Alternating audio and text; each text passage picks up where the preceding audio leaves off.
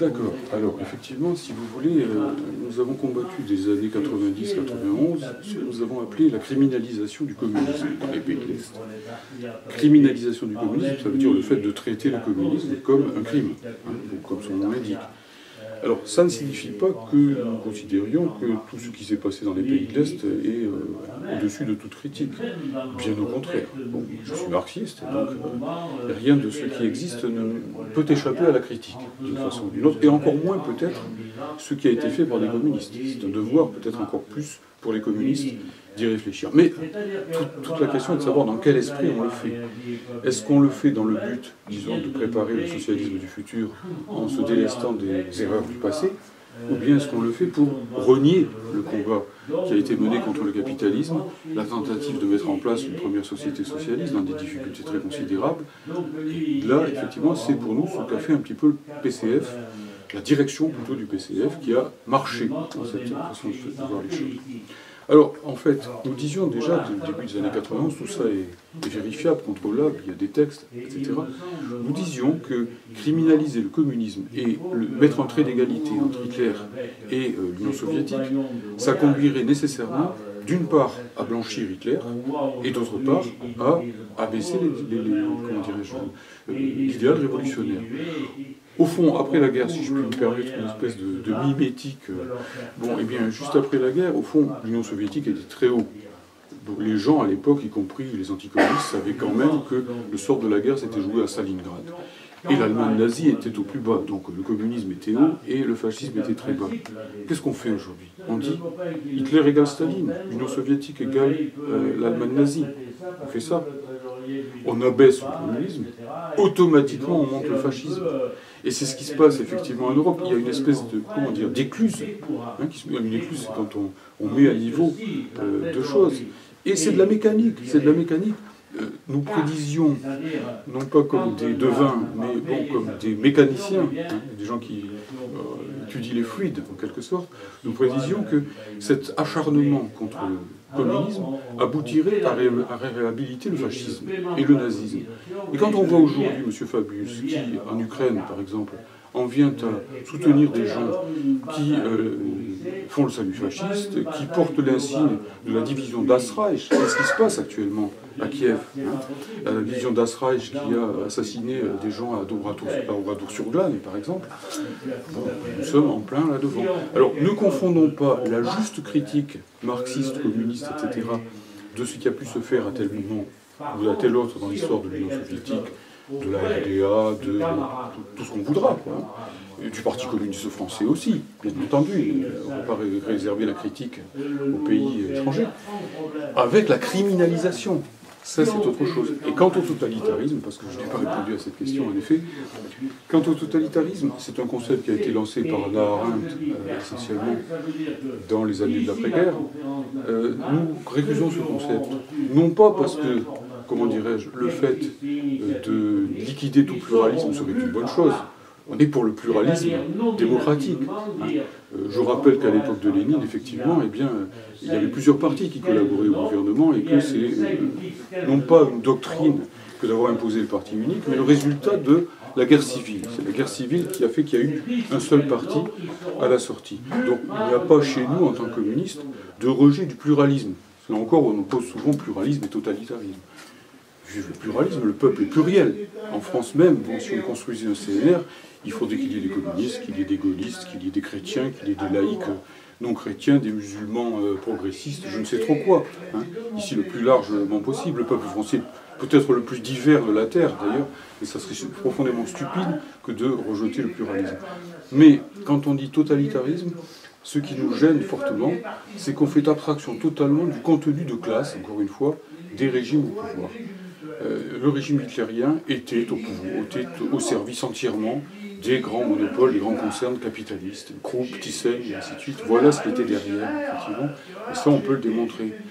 Le régime soviétique, il avait ses défauts, mais bon, c'était quand même une tentative, la première dans l'histoire après la Commune de Paris, de mettre au pouvoir la classe ouvrière et la paysannerie. Et nous disons que ce qui a gêné les intellectuels anticommunistes et les gens à leur suite dans l'Union soviétique, ce ne sont pas les défauts de l'Union soviétique, ce sont ses qualités. C'est pour ses qualités qu'elle a été combattue. Qu'est-ce que je veux dire par là?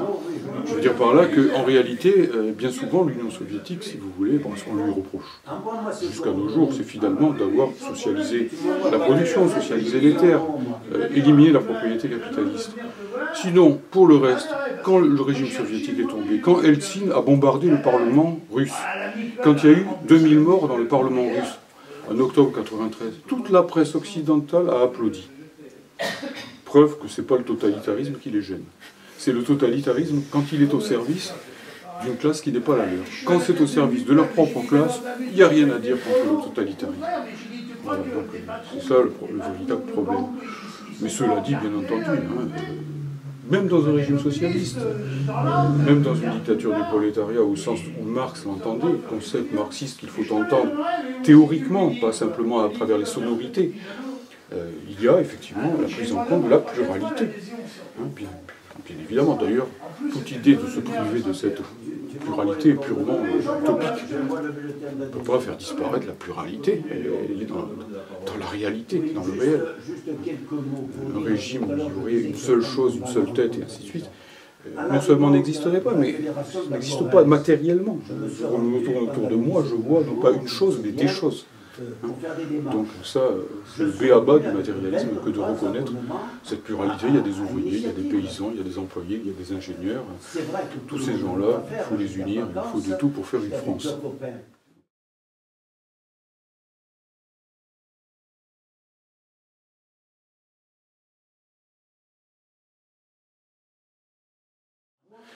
Alors oui, effectivement, je suis également le président d'une association de défense de la langue française qui se base sur des bases progressistes. Et donc, en fait, ce que nous combattons, ce n'est pas l'anglais, que ce soit clair dès le début. Pas plus que nous combattons, je ne sais pas, l'allemand. Nous combattons le tout anglais. Alors là, parlons-en du totalitarisme. Effectivement, c'est un totalitarisme de classe. Il y a un auteur philosophique français que j'aime bien, qui n'est pas marxiste, mais s'en fout, qui est Michel Serres. Bon, Michel Serres, c'est lui qui dit que le tout anglais à l'heure actuelle, c'est la langue des maîtres, et qu'au contraire, le français est en train de devenir, au fond, la langue des dominés, d'une certaine façon. Et raison de plus, pour moi qui suis militant révolutionnaire, effectivement, de défendre la langue des dominés. Ici, bien entendu, le véritable objectif que nous devons poursuivre en la matière, c'est de préserver cette diversité des langues. Je suis toujours stupéfait quand je vois les écolos, j'aime bien les écolos quelquefois, mais qui défendent la biodiversité et bon, qui vont nous dire qu'effectivement il faut mobiliser le banc et l'arrière-banc pour sauver un moustique à l'autre bout de la planète. Bon, vive les moustiques si vous voulez, hein, j'ai rien contre, vive la biodiversité, et qui sont, disons, complètement indifférents au fait que si les choses continuent comme ça, avant 2050, la langue française, la langue italienne, la langue allemande, peut-être même aussi, enfin bref, deviendront soit des langues domestiques ou des patois, soit carrément disparaîtront. C'est quand même quelque chose de dramatique. À travers une langue, il y a toute une histoire, il y a toute une culture, il y a toute une créativité. Nous ne sommes pas pareils. Même en science, la manière de réfléchir des Français n'est pas la même que celle des Anglo-Saxons. Il y a 1000 exemples. Et même des choses qui peuvent être très très graves de ce côté-là. Je relisais récemment une histoire de la cosmogonie, la cosmologie de la cosmogonie. Le véritable créateur de la théorie du Big Bang, c'est quelqu'un qui s'appelait Georges Lemaître. Je ne dis pas ça par un patriotisme exacerbé, il était belge. Bon, mais il a écrit ses traités en français, des traités remarquables. Ce sont les plus beaux textes de la langue française. Parce qu'en plus, c'était quelqu'un qui maîtrisait le français, la poésie même. Effectivement. Et Lemaître, donc, était le premier à faire l'hypothèse de l'univers en expansion, etc. Des choses extrêmement considérables. Aujourd'hui, tout le monde, ou presque, attribue la paternité du Big Bang, comme on dit en anglais d'ailleurs, à Edwin Hubble, un astronome américain. Or, Hubble a eu des mérites, il a découvert la fuite vers le rouge des galaxies, des choses comme ça, mais lui-même n'était pas du tout sur l'idée, au début tout au moins, d'un univers en expansion. Il n'avait pas compris le fond de la question. Mais bon, un, il est américain, deux, il écrivait en anglais. Et donc, ici, on a d'énormes discriminations qui vont se mettre en place. Quand je dis ça, c'est pas seulement par rapport aux intellectuels, à la classe dominante, d'une façon générale, qui peut-être arrivera à maîtriser ce qu'il faudra d'anglais pour s'intégrer dans la mondialisation. Je pense aux couches populaires. Je pense aux couches même immigrées, aux francophones venus d'Afrique, par exemple, qui arrivent chez nous avec l'idée que, bon, quand même, grâce aux Français, ils vont pouvoir s'intégrer, et à qui on signifie de 100 façons, dès qu'ils arrivent dans notre pays, que finalement, eh bien, voyez-vous, vous avez eu tort de laisser tomber votre langue africaine pour le français, et vous devriez, tout au contraire, vous mettre à l'anglais, qui est la véritable langue de l'avenir. En tant que prof de prépa, j'ai vu des jeunes Africains être stupéfiés par le fait que dans l'école dont fait passer aux élèves de prépa scientifique, eh bien, il y a une colle d'anglais tous les 15 jours, une colle de français tous les trimestres. Ça leur indique tout de suite quelle est la langue importante. Et il y a quand même mal donne de ce côté-là. Ces jeunes, ils arrivent chez nous avec l'idée que, bon ben voilà, c'est quand même au moins un point commun entre nous et eux, c'est le français. Eh bien non, voilà, on leur dit, ce n'est pas le cas.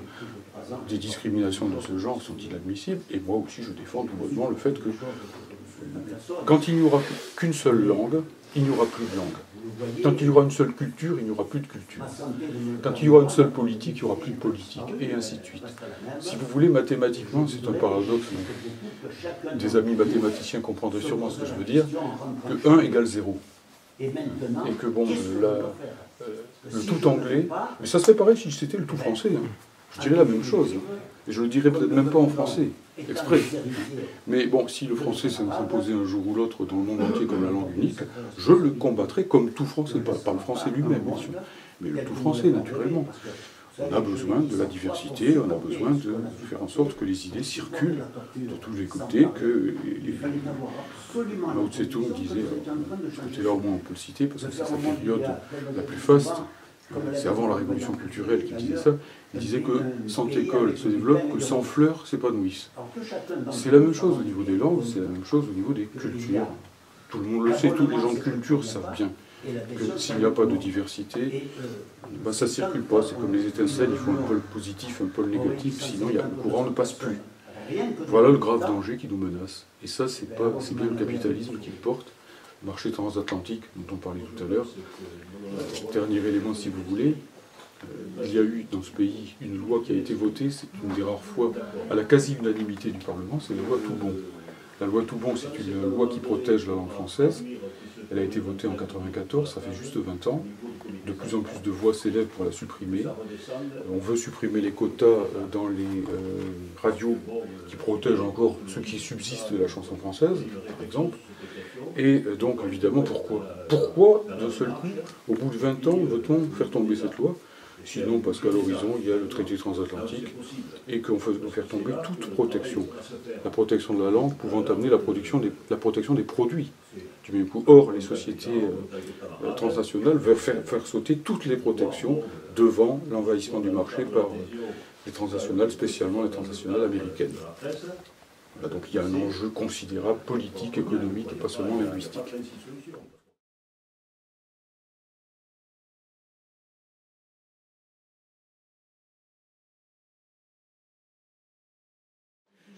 Oui, alors effectivement, il y a plusieurs éléments de construction militante, politique. Le premier élément, c'est effectivement de consolider notre organisation, le pôle de renaissance communiste. Nous pensons que nous avons beaucoup de responsabilités et que nous ne sommes pas encore assez nombreux pour pouvoir vraiment les assumer avec efficacité. Et en particulier, nous avons vraiment le devoir de trouver les voies de la visibilité. Nous faisons un certain travail désormais, notamment sur le plan informatique, sur le plan des réseaux, sur le plan aussi de la présence, surtout, au-delà de cela, aux entreprises. Notre mot d'ordre principal, c'est les entreprises, parce que c'est là que se trouve l'affrontement entre les classes sociales. Ça, c'est le premier élément. Le deuxième élément, c'est de tenter d'unifier les différents mouvements communistes qui se sont dispersés dans ce pays. Nous entendons par là tous ceux qui, d'une façon ou d'une autre, se sont opposés à la dérive du PCF, qui sont dans le PCF pour certains, qui n'y sont plus pour d'autres, mais qui, pour l'instant, ne sont pas visibles parce qu'ils ne sont pas unis. Donc, faisons en sorte que, en gros, les partisans du drapeau rouge s'unissent, en quelque sorte. Ça avance, puisqu'il y a un mouvement qui s'appelle les Assises du communisme, qui se met en place petit à petit dans ce pays, et qui regroupe des communistes qui sont à l'intérieur du parti, et d'autres qui n'y sont plus, comme nous, bien que nous ayons aussi des militants du PCF. Deuxième étage, si l'on peut dire. Troisième étage, c'est le regroupement des syndicalistes de classe. Si vous voulez, lorsque l'internationale communiste existait, elle disait que la véritable mesure de l'influence d'un parti communiste était moins les élections que leur influence sur les milieux d'ouvriers, d'employés syndiqués. C'est là qu'on voit la capacité d'entraînement, en quelque sorte, sur les masses populaires.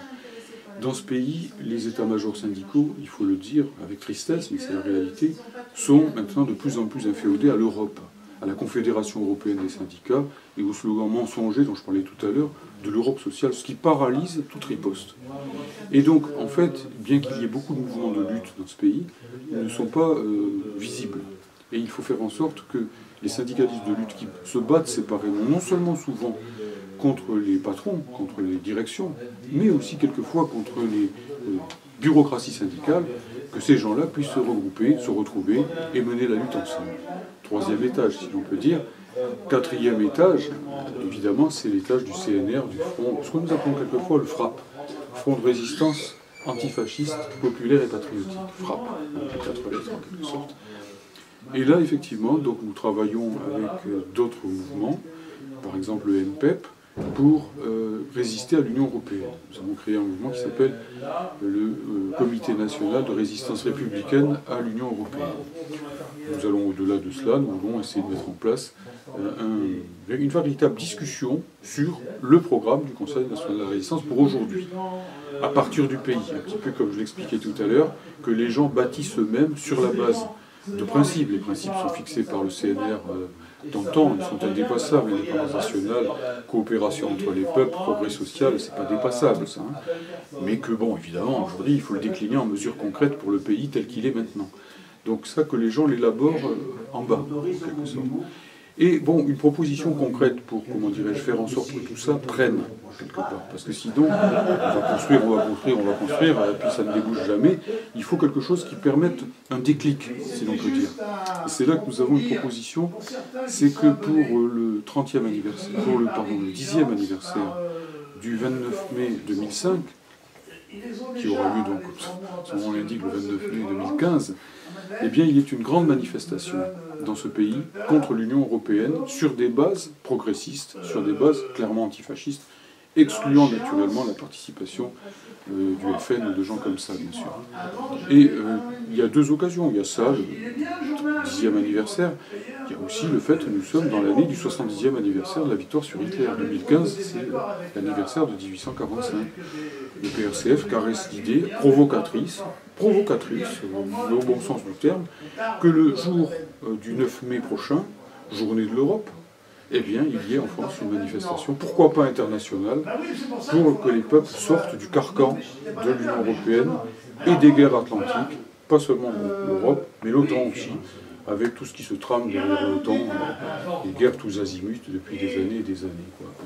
La paix, la souveraineté, le progrès social, il y a de quoi mettre du monde derrière les mêmes banderoles, si l'on peut dire.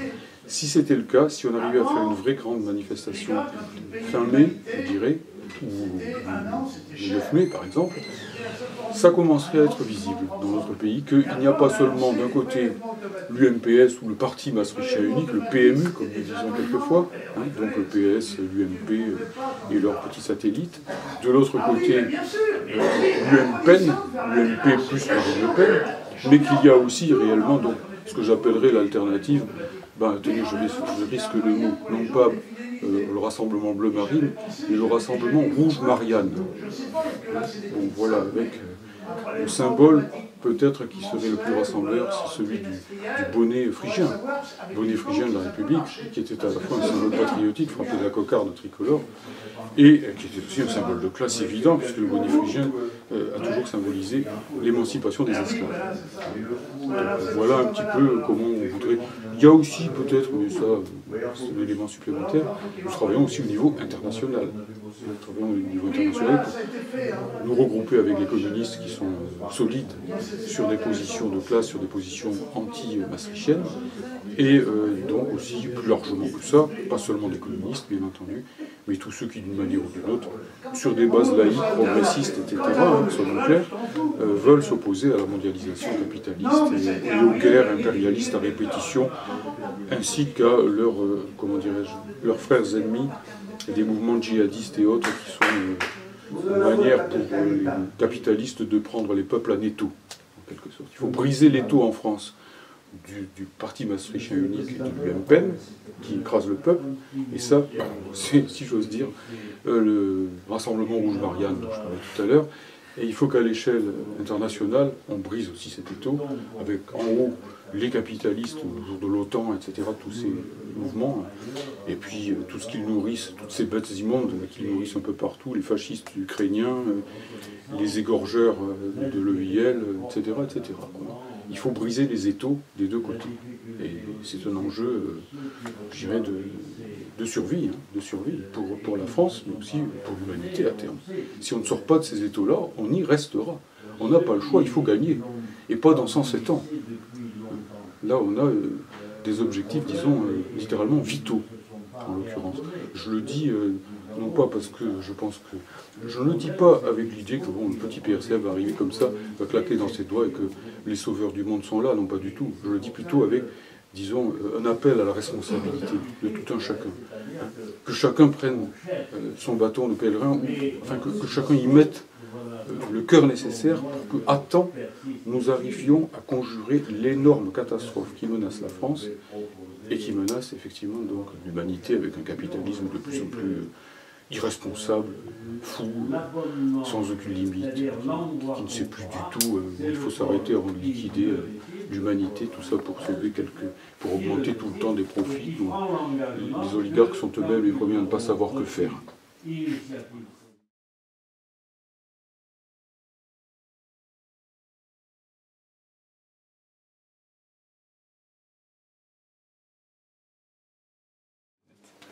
Alors, il n'y a aucun très important de se poser la question. Bon, effectivement, je pense que la catastrophe est encore possible à conjurer, qu'on peut encore faire en sorte qu'on évite le pire pour le pays, que bon, la France n'est pas finie, que la classe ouvrière française n'a pas dit son dernier mot, qu'il y a encore beaucoup de communistes dans ce pays qui sont dispersés, mais qui, s'ils se regroupaient, seraient une force extrêmement importante. Au niveau mondial, je ne pense pas que les peuples aient envie de mourir. Je vois quand même qu'il y a une certaine résistance qui se repère aux États-Unis. Ce n'est pas pour rien qu'actuellement ils sont fébriles, qu'ils interviennent tous azimuts. C'est parce que l'impérialisme américain se rend bien compte qu'il n'est plus le maître du monde autant qu'il le voudrait et qu'il veut essayer de liquider leur compte aux résistances avant qu'elles ne deviennent trop grandes pour lui, qu'on ne puisse plus les digérer. Naturellement, en même temps, ça veut dire qu'eux, ils vont accélérer. De plus en plus, ils vont essayer de liquider tout ce qui peut l'être avant que la résistance ne monte. Bien. Alors, comment faire? Je parlais tout à l'heure de certain nombre d'éléments, notamment la proposition d'une manifestation sur l'Union européenne, mais il y a bien sûr les luttes immédiates. Là, il est absolument indispensable que tous les communistes qui se respectent, et les républicains, les syndicalistes de place, multiplient les moyens d'aller aux entreprises et de dire n'acceptez pas, ne vous résignez pas. Le modèle social est en voie de liquidation, mais il est encore en partie là, en grande partie même. Il est encore là, on n'a pas encore vu le pire, loin s'en faut. C'est le moment véritablement de résister. Sur le plan électoral proprement dit, effectivement, là c'est peut-être la question la plus difficile, puisqu'à l'heure actuelle, le terrain est entièrement couvert, on peut le dire quand même, par les forces maastrichtiennes d'un côté et les forces, disons, en gros, xénophobes de l'autre. D'ailleurs, je dis d'un côté et de l'autre, mais ça s'interpénètre tout le temps. Regardez le rôle charnière de l'UMP, qui est des deux côtés à la fois, hein, bien évidemment. Bon, cela dit, cette question-là, nous allons aussi la poser très fortement, non pas en termes électoraux, mais en termes idéologiques, notamment en direction des progressistes, et aussi, pourquoi pas, du front de gauche. La balle est dans son camp. Est-ce que les responsables du front de gauche vont éternellement continuer à courir derrière le Parti socialiste, à dire « vive la 6ème République » dans le cadre de l'Union européenne, ce qui est complètement absurde, c'est comme prôner la liberté à l'intérieur d'une prison, si vous voulez. Bon, est-ce qu'ils vont encore continuer à, disons, s'acoquiner avec le Parti socialiste au second tour, si bien qu'ils sont discrédités dès le premier, parce que beaucoup de gens ne veulent plus à aucun prix voter pour le Parti socialiste? Bon, la question est posée à Jean-Luc Mélenchon. Veut-il disparaître du paysage politique avec ce qui risque de se passer très prochainement, c'est-à-dire, en fait, l'effacement total du Parti communiste devant le Parti socialiste, pour des raisons évidentes. Le PS va aller voir Pierre Laurent, il va lui dire « Regardez, on risque de ne pas être au deuxième tour des présidentielles. Bon, nous allons vous garantir un groupe au Parlement si en échange vous ne présentez pas de candidat communiste. » Et bon, alors, que fera Mélenchon à ce moment-là, où il se présente ou il ne se présente pas. S'il se présente, autant qu'il se présente sur des bases claires. S'il ne se présente pas sur des bases claires, il sera liquidé. Il fera 2%, il fera 5%, j'en sais rien. En tout cas, quelque chose de ridicule. À lui de voir, même sur le plan de l'intérêt électoral, s'il est capable de comprendre cela. Maintenant, nous, en tant que PRCS, nous n'avons pas directement la clé là-dessus. Nous ne pouvons que discuter avec nos camarades du Parti communiste français, du Front de gauche, du Parti de gauche, enfin, je veux dire, tous ces groupes-là. Hier, nous étions dans la manifestation contre le TAFTA pour discuter essentiellement avec ces gens-là. Hein. Et bon, à eux de voir si ils s'accrochent à ces dogmes surannés que sont l'Europe sociale, l'euro au service des peuples, et pourquoi pas l'OTAN au service de la paix, allons-y gaiement, hein, bien entendu, et les bombardements humanitaires, remarquez, on y est déjà, hein, avec tous ces oxymores qui règnent sur les médias, en quelque sorte. Veulent-ils s'accrocher à ça et couler avec le bateau, car ils couleront avec le bateau, et si donc la fascisation s'opère en France, ils seront les premiers liquidés, effectivement, ou bien veulent-ils avoir un sursaut vital, là encore. Au fond, hein, c'est cette question-là qui est posée. C'est la vie ou la mort.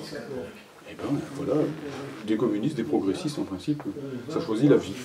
Donc, bon, moi aussi, je fais appel ici, non pas, je dis pas, suivez-nous, on a raison, je dis, sauvez-vous, hein, et préférez vous sauver votre pays. Travaillez pour vos enfants, travaillez pour l'avenir de la jeunesse, pour l'avenir du pays, de l'humanité, ainsi de suite. C'est ça qu'il faut servir. Si d'ailleurs nous on avait conscience en tant que PRCF qu'il fallait qu'on disparaisse pour que tout ça advienne, on le ferait dans le quart d'heure. J'appuie tout de suite sur le bouton, même j'ai pas besoin de discussion là-dessus. Hein, bon, utilisons nos outils pour que vraiment ce soit la vie qui gagne. A priori, on peut quand même se fonder là-dessus. Les peuples veulent vivre, je pense. Il y a peut-être des tendances suicidaires dans le capitalisme, mais si le capitalisme a envie de se suicider, qu'il se suicide tout seul. Nous, on ne doit pas l'aider. Hein, et on doit l'aider à se suicider, plutôt le supprimer, si vous voulez, et se sauver. S'il coule, personne ne le pleurera très longtemps.